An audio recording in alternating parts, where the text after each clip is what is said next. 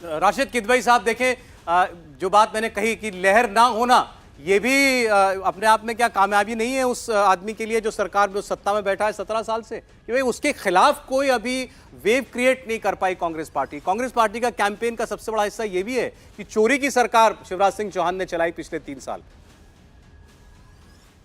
जी सौरभ, ये तो भाजपा के लिए सीख है कि 44% पे एक मुख्यमंत्री है और उस मुख्यमंत्री को प्रोजेक्ट नहीं किया जा रहा। मतलब बिल्कुल अगर इस सर्वे के आधार पर जाए तो भाजपा को आराम से 125, 130, 135 सीटें मिलने की संभावना है। लेकिन भाजपा वो जमी जमाई पिसाच पे लात मार रही है। भाजपा कह रही है कि नहीं, इसको एक संघर्ष करो, इसको एक चुनाव बनाओ, शिवराज जी को किनारे करो। तो ये ऐसी रणनीति देखिए, ये कुछ सर्वे और जो भाजपा की रणनीति है वो बिल्कुल मेल नहीं खाती। इसीलिए मुझे लगता है कि यहाँ कुछ जरूर एक ऐसी चीज है जिसको हम चीज को कैप्चर नहीं कर पा रहे और परिणाम बताएंगे 3 दिसंबर को जो है सारी बातें सामने आ जाएंगी। आप ये कह रहे हैं कि इस सर्वे का एक सीख ये है बीजेपी के लिए कि खुलकर शिवराज सिंह चौहान के नाम पर वोट मांगने चाहिए तो बेहतर करेगी। हर्षवर्धन जी, नहीं, मुझे लगता है क्यों आंखों में पट्टी बांधे हुए भाजपा, क्या भाजपा को पता नहीं है कि शिवराज जी इतने लोकप्रिय हैं, 44% वो है, आराम से वो चुनाव जीत सकते हैं। ठीक है, क्या वजह है कि भाजपा ने जो था मंत्रियों को मैदान में उतारा, वो सारे मंत्री तो मुख्यमंत्री बनेंगे। देखिए इस सर्वे के नतीजों की रोशनी में आपकी बात बिल्कुल राशिद साहब बिल्कुल सही लगती है। अगर सबसे लोकप्रिय सीएम की चॉइस शिवराज सिंह चौहान है, आपकी पार्टी वोट भी अपना बढ़ा रही है, बेहतर कर रही है, गैप भी बढ़ा रही है सीटों में भी और वोट में भी, तो शिवराज सिंह चौहान को क्यों दरकिनार कर रखा है? खुलकर शिवराज सिंह चौहान को के नाम पर, उनके काम पर, उनके चेहरे को आगे रखकर वोट मांगना चाहिए कि यही हमारे अगले मुख्यमंत्री होंगे। नहीं, मुझे लगता है कि भाजपा की रणनीतिक गलती है।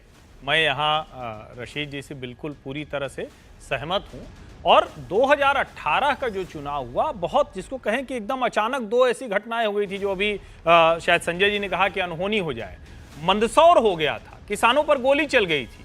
एक SC ST का मामला था, वो सरकारी कर्मचारियों में एक सपाक्स जो है वो बड़ा रैली करने लगा था और शिवराज जी ने एक जगह कह दिया था कौन माई का लाल आरक्षण छीन सकता है। तो ऐसी घटनाएं हो गई थी। उसके बाद से आप देखिए शिवराज सिंह चौहान ने अपने आप को एक जिसको कहते हैं ना एकोमोडेट करना, सिचुएशन के लिहाज से खुद को बदलना, वो उन्होंने किया। दूसरा, केंद्रीय नेतृत्व ने जिन लोगों पर प्रयास किया वो सब के सब असफल साबित हुए और बीच में 2 बड़ी कोशिश हुई भारतीय जनता पार्टी के केंद्रीय नेतृत्व की कि शिवराज चौहान को हटाकर दूसरा मुख्यमंत्री लाए।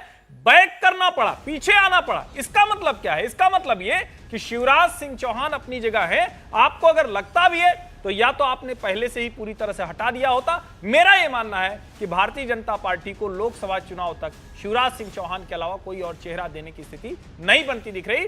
और थोड़ा मजबूती से आते, मोदी जी का नाम होता, मोदी जी के साथ शिवराज जी लगे होते तो शायद ज्यादा बेहतर प्रभाव पड़ता। और मैं ये मानता हूं 125, 130 जो राशिद जी कह रहे हैं वही सही आंकड़ा होने जा रहा है। राहुल जी, क्या अभी भी 1 महीना है बीजेपी को खुलकर बैक करना चाहिए शिवराज चौहान? मैं ये कहता हूं कि हमें एक बहुत ही बड़ी नेता मध्य प्रदेश की, उनका बयान देखना चाहिए, उमा भारती का। वो साफ साफ ये कहती हैं कि बीजेपी ने जिस तरह से टिकट्स दिए हैं, बीजेपी की जो स्ट्रेटजी है वो शायद सही नहीं।